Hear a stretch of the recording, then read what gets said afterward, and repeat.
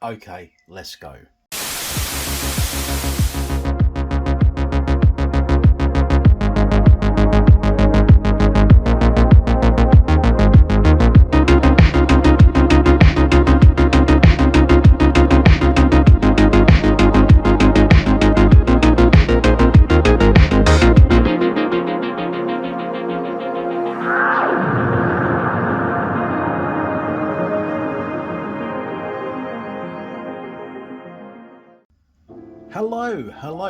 Hello, and welcome back to the McManus Sense with me, the McManus, back again with another fragrance review.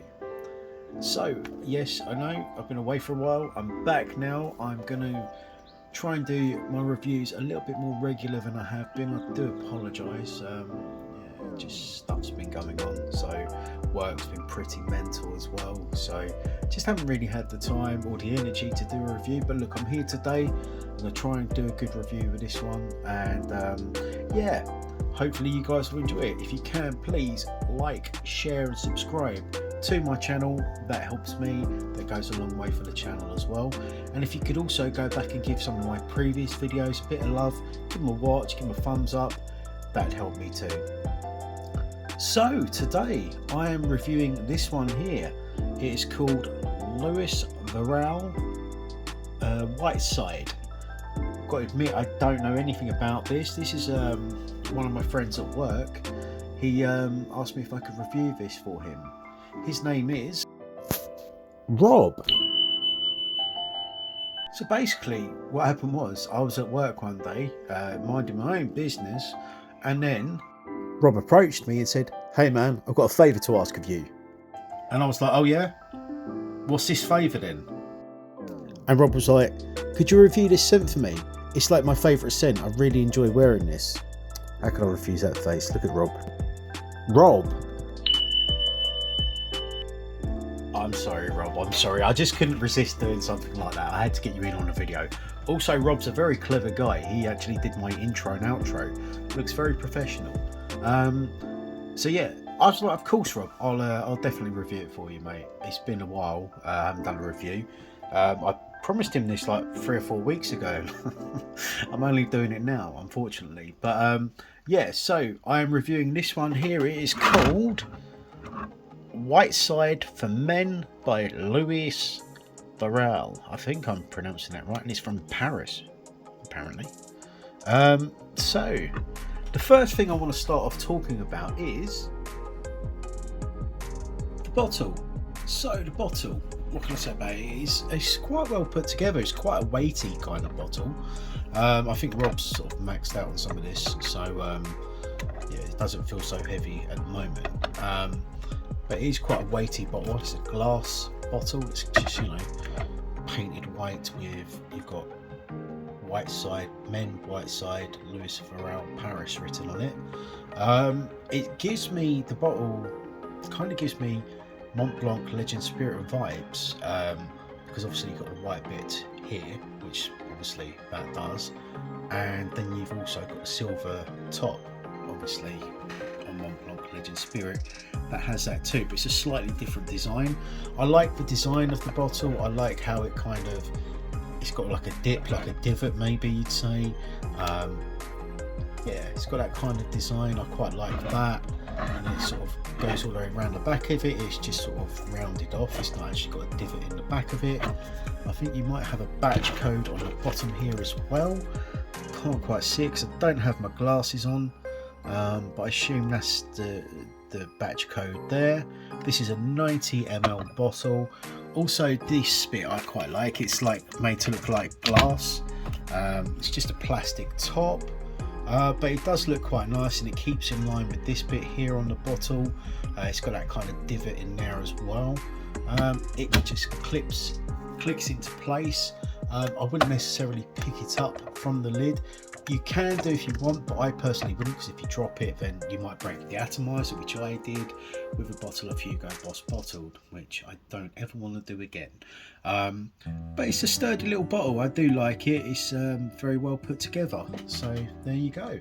Next thing I would like to talk about is the atomizer. So I have sprayed it already, but I want to show you guys what the atomizer is actually like. So I'm going to take the lid off like so. Clicks in and out of place. I'm going to take my watch off because I don't want it to get loads of fragrance all over it. Okay, let's try the atomizer out then, guys. 3, 2, 1. Okay, so it's okay. It's not the best atomizer in the world, but it's not the worst. Now this reminds me of something else, and I'm going to bring that into the frame right now. It kind of reminds me of that. Paco Rabanne 1 million. It does smell very good, and it smells very much like this one right here. The opening does anyway. Wow, that's very, very, very close to it. So that's surprisingly close.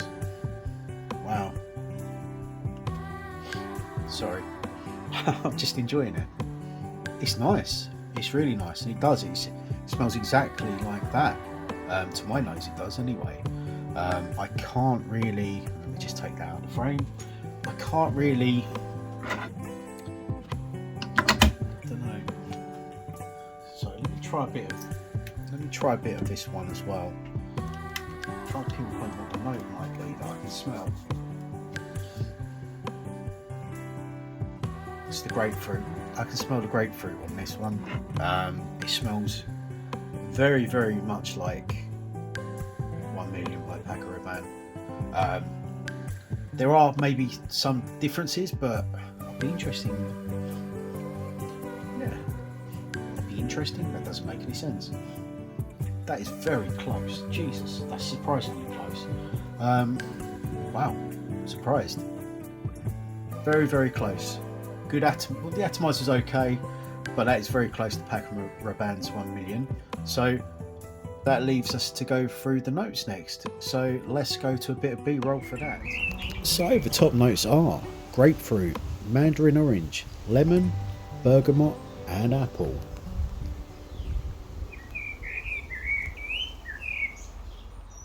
With middle notes of sandalwood, nutmeg, cardamom, and eugenol.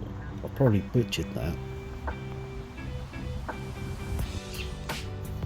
Lastly, the base notes, which are leather, amber, and musk.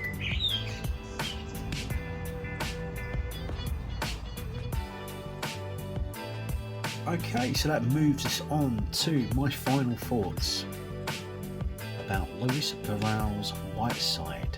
Do I think it's worth buying? Yeah, I guess so. I mean, look, if you're on a budget and you want this, I'd recommend getting that. Like, if you've only got, like, I think it was £25 Rob might have paid for it. This is a lot more. That smells a lot like this. There are a lot of similarities. So you've got the grapefruit note in both of them. You've got the, well, Paco Rabanne's got blood orange, but this one's got mandarin orange. They both have the amber, they both have the leather,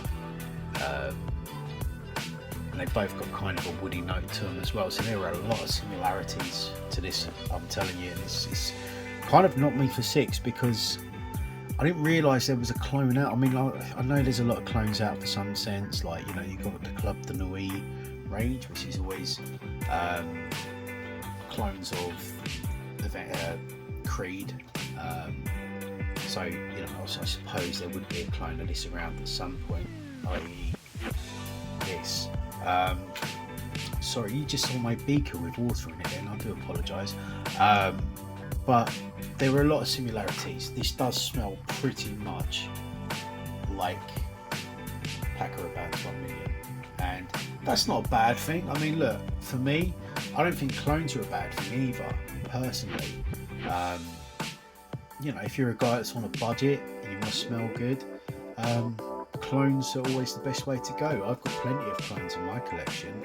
I refuse to pay more than £200 or even £150 for some scents because they're just ripping people off. If you can get a clone that smells pretty much bang on the point, I'd get the clone. I have done with most of the you know, the Creed clones, like the Club de Noir range. There's nothing wrong with getting clones. I have done with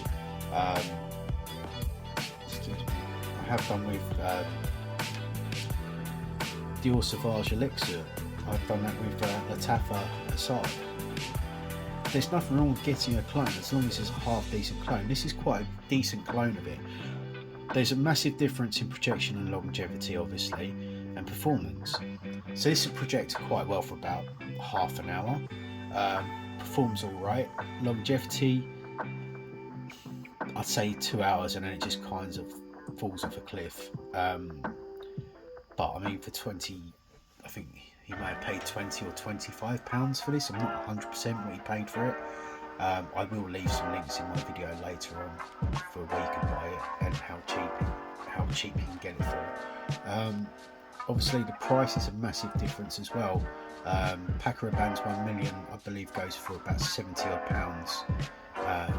I managed to get a bottle of it just before Christmas and it was £45. But that being said, this is pretty good stuff. I do like it. There is a lot of similarities, like I stated already.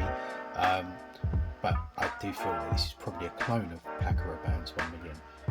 There's nothing wrong with clones, as I've also stated. Again, if you're on a budget, I recommend getting this. It does smell good. It does smell very close to 1 million. It smells pretty decent, to be honest. I quite like the way it smells. Obviously, you can't complain how long it's going to last you. Like I say, it doesn't last very long. You get 2 to 3 hours out of it, longevity, and then it, like I said, just kind of falls off a cliff after that. But I still think this is worth getting if you're on a budget. If you can't afford to buy the real thing, the original Paco Rabanne 1 million, by all means, please do so. But this is very close to it, and if you, like I say, if you're a guy that doesn't earn a lot of money but wants to go out and smell quite good too, I recommend getting this. I personally would wear this in the evening. I wouldn't necessarily wear it on a hot summer's day. This is more like a colder months sort of scent, as I feel Paco Rabanne 1 million is also. But that being said, this is definitely worth adding to your collection, even if you just want something that smells like Paco Rabanne 1 million that you want to just wear every now and then, put it on for £25. I don't think you can go wrong. The bottle's quite cool as well. I do like how the bottle's put together as well. But I do recommend maybe getting this if you can't afford Paco Rabanne 1 million. Again, nothing wrong with the clone. So I think that's where I'm going to leave the video for today. Hope you guys have enjoyed it. Rob, hope you don't mind me putting your pictures in the video. But yeah, guys, thank you for watching. Please like, share and subscribe. And if you can go back and watch my other videos, give them a bit of love as well, I'd really appreciate that. So thanks very much, and I will be back soon. Take care. Bye.